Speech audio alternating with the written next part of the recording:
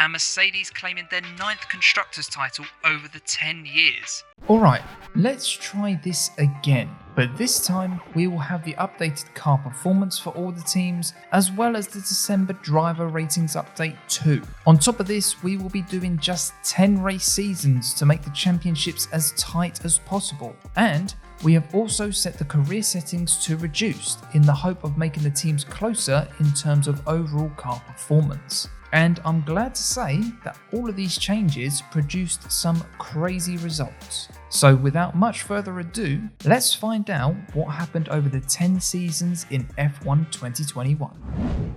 Season 1 was actually fairly similar to real life, with Max winning 4 of the 10 races as he went on to claim his first title by 24 points. This wasn't enough to help Red Bull claim the Constructors though, as surprise surprise, that went to Mercedes. A few other things to note: Lewis managed to get the most poles with 4, but only managed to convert 2 of those into race wins, as Max claimed the most fastest laps with 3. No driver moves this time, but we did have regulation changes for both the aero and power unit departments. Would this change anything for Season 2? Well, we did have 6 different pole sitters, but Max claimed a further 4 fastest laps along with 5 more race wins to take the driver's title yet again, resulting in back-to-back titles for the Dutchman. His results also helped Red Bull claim the Constructors, as reigning champions Mercedes fell to 3rd behind McLaren. Sadly though, it was time for a legend to leave the sport, as Kimi Raikkonen retired.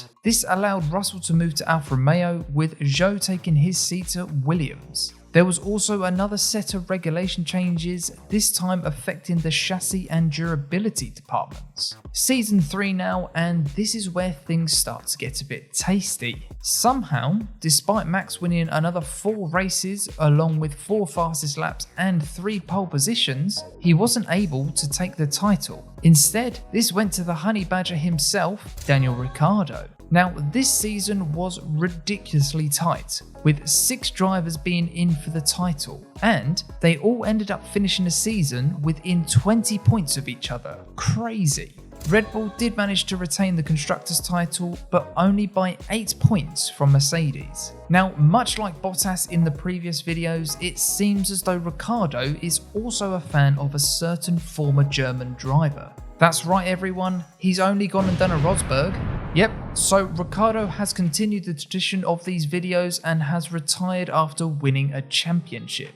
His seat at McLaren was filled by Lance Stroll, who has been abandoned by his dad at Aston Martin for Esteban Ocon. This allowed Antonio Giovinazzi to join Alpine, as he was pushed out by Alfa Romeo for the rookie Callum Ilott. No regulation changes this time, so let's head to Season 4. Season 4 wasn't very close at all, with Pierre Gasly wrapping up the driver's title at round 9 in Japan. He won all 5 of the last races of the season and claimed 4 pole positions along with 4 fastest laps. His dominant title performance was also enough for AlphaTauri to take the Constructors' title off their sister team Red Bull, both of which must have absolutely delighted Christian Horner. But it gets even worse for Horner, as Valtteri Bottas decides to call it time on his career, and somehow Mercedes managed to convince Max Verstappen to leave Red Bull and join them instead, meaning that Lewis and Max are now teammates. Say what?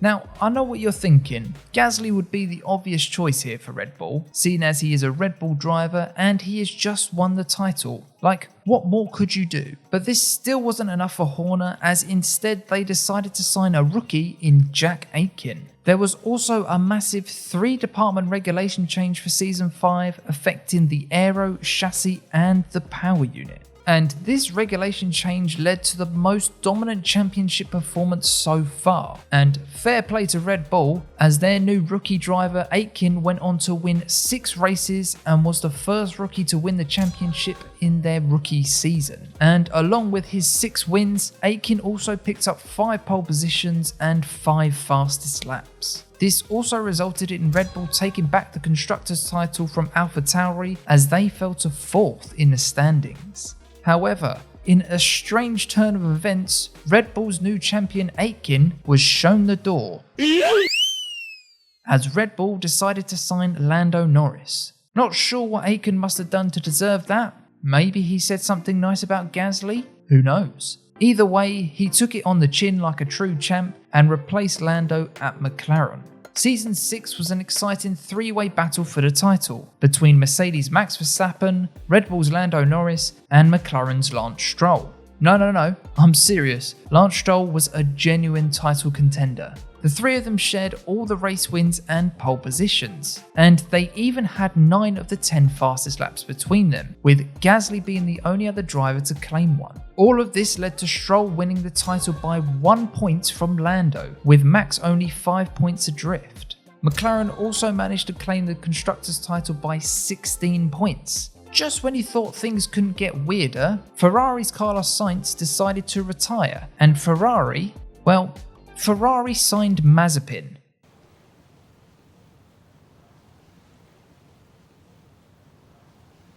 Right. Haas then signed former champion Aitken, who was replaced at McLaren by former champion Gasly. Ocon then moved to AlphaTauri, leaving Aston Martin to sign Dan Ticktum. There was also a regulation change for the durability department. Season 7 was also another tight one, with 5 drivers battling for the title, and despite Verstappen getting 4 poles and 4 race wins, it wasn't enough to stop Gasly from getting his second title. And that McLaren was quick, claiming 4 fastest laps between the two drivers, which helped them take the Constructors' title in back-to-back seasons. And strangely, no driver moves or regulation changes happened. Season 8 is always great, and we had 6 different race winners, along with 6 different drivers claiming the fastest lap and 4 different pole sitters. But ultimately, this was Lando Norris's year, claiming his first driver's title. Along with Lando's title, Red Bull also managed to reclaim the Constructors' title for the 4th time in this video. Rather surprisingly, former champion Lance Stroll decided to retire, which paved the way for Russell to move to McLaren. This allowed Alfa Romeo to sign another rookie, this time in the form of Robert Schwartzman. There would also be a regulation change for the chassis and power unit departments. And these regulation changes hit Red Bull hard in Season 9, resulting in only 1 race win for the reigning champion Norris as a title battle between McLaren and AlphaTauri occurred. More specifically, between Russell and Tsunoda. Russell lived up to his Mr. Saturday name, claiming 4 pole positions, but could only convert these into 2 race wins. And although Tsunoda also won 2 races, his 4 fastest laps would edge him to the title by just 3 points. Tsunoda's AlphaTauri teammate Ocon also had a decent season, finishing 3rd in the standings to help them reclaim the Constructors' title. For the last season, there wouldn't be any regulation changes, but we did have some interesting moves, which started with a retirement for Max Verstappen. I seriously don't know how all these old boys have made it this far, but to make it even weirder, Alonso replaced Max at Mercedes to partner Lewis, and then Vettel took Alonso's seat at Alpine. It's pretty much musical chairs with pensioners at this point. Latifi then decides to move to Aston Martin, which results in rookie Christian Lundgaard signing for Williams. So who will take the title in the final season? Well, rather strangely, the driver's title went to a driver that didn't manage to get a single pole position over the season. But even more strange was the fact that they didn't even win a single race all year. Instead, they managed to win the title by being an ever-present figure on the podium. That's right folks, it was Fernando Alonso who won the final title. Despite him not claiming any poles or wins, he did manage 2 fastest laps, which along with consistent podium finishes, gave him the title by 9 points. But Mercedes couldn't do the double as AlphaTauri reclaimed the Constructors' title for their 3rd title of the video. For those of you interested, I will have some of the stats that happened over the 10 seasons so you can see things like who won the most races, etc. But if you enjoyed this video, then you will also like this video where I spent about 5 days trying to build the Monaco Grand Prix circuit in Forza Horizon 5. Yep, it's as crazy as it sounds, so you should definitely go and check that video out now.